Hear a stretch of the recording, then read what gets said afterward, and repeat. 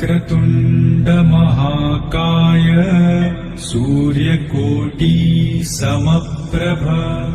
निर्विघ्नं कुरु मे देव सर्वकार्येषु सर्वदा।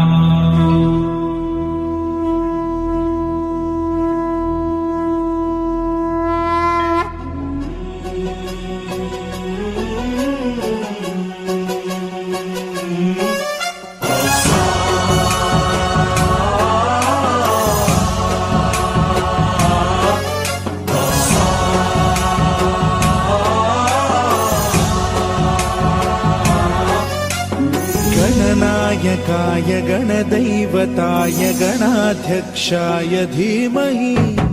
गुणशरीराय गुणमण्डिताय गुणेशानाय धीमहि गुणातीताय गुणाधीशाय गुणप्रविष्टाय धीमहि एकदन्ताय वक्रतुण्डाय गौरीतनयाय धीमहि गजेशानाय भालचन्द्राय श्रीगणेशाय धीमहि एकदन्ताय वक्रतुण्डाय गौरीतनयाय धीमहि गजेशानाय भालचन्द्राय श्रीगणेशाय धीमहि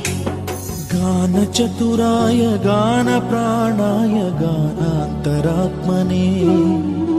गानोत्सुकाय गानमत्ताय गानोत्सुकमनसे गुरुपूजिताय गुरुदैवताय गुरुकुलस्थायिने गुरुविक्रमाय गुह्यप्रवराय गुरवे गुणगुरवे गुरुदैत्यकलक्षेत्रे गुरुधर्मसदाराध्याय गुरुपुत्र परित्रात्रे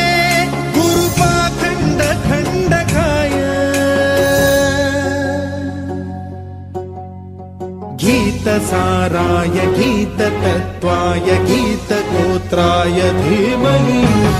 गूढगुल्फाय गन्धमत्ताय गोजयप्रदाय धीमहि